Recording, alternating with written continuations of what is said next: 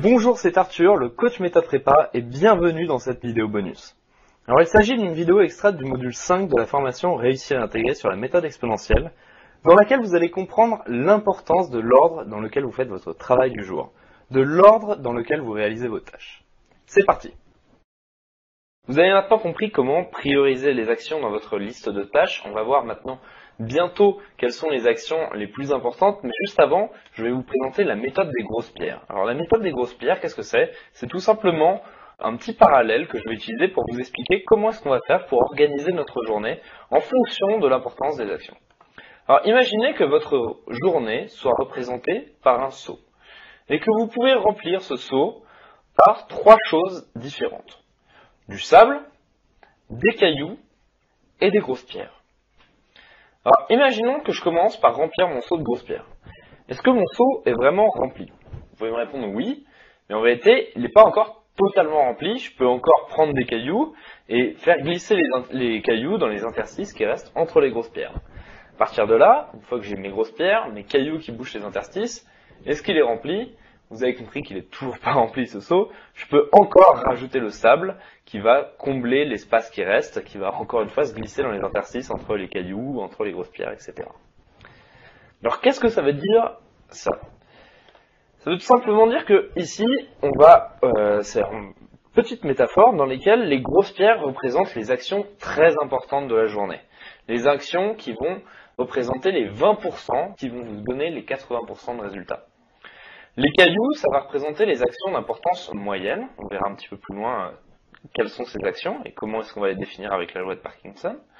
Et enfin, le sable, ça va être les actions d'importance secondaire ou bien les futilités, les choses qui ne vous font pas vraiment avancer, les choses qui ne procurent pas énormément de résultats par rapport au reste. Alors maintenant qu'on a ce seau, voici la mauvaise méthode pour remplir ce seau. Si jamais on commence par remplir le seau par le sable, par les actions d'importance secondaire et puis aussi par les cailloux, on peut voir que le seau va rapidement être rempli et on ne va pas pouvoir y mettre le plus important qui sont les grosses pierres.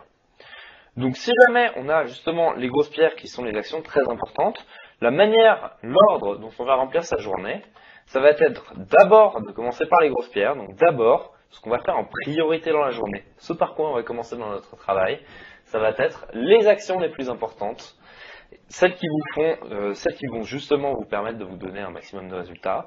Et ensuite, on va enfin y ajouter les cailloux, donc les choses les choses d'importance moyenne. Et on termine par le sable pour boucher tous les interstices. Alors ça, c'est vraiment important parce que si jamais vous commencez justement par le sable, imaginons que par sable, je représente le fait d'aller faire des courses, le fait d'appeler sa grand-mère, le fait de se détendre en regardant la télé, le fait de faire quelques exercices qu'a donné le prof à faire si jamais on a envie de le faire, rapidement la journée va se retrouver remplie complètement et on n'aura pas du tout eu le temps de faire le plus important, par exemple les fiches. On va voir dans le chapitre 4 quelles sont les grosses pierres justement du jour, comment est-ce qu'on va classer les différentes actions en fonction de leur importance. Mais juste avant, on va voir un dernier chapitre théorique avant qu'on s'attaque véritablement à l'organisation de la semaine. Voilà pour cette vidéo bonus, j'espère qu'elle vous a plu et que vous avez compris l'importance de toujours commencer son travail par les actions les plus importantes de la journée en termes de résultats. Si vous savez prioriser correctement vos tâches, c'est vraiment ce qui vous permettra de ne jamais prendre de retard. Alors vous allez bientôt recevoir une série de vidéos inédites sur comment réussir sa prépa, dans laquelle vous en apprendrez plus sur cette fameuse formation Réussir et intégrer dont est extraite cette vidéo. Soyez bien sûr d'être inscrit sur Méthode Prépa pour les recevoir. En attendant, dites-moi dans les commentaires ci-dessous ce que vous avez pensé de cette vidéo et ce que ça changerait pour vous si jamais vous arriviez à ne plus avoir de retard dans votre travail.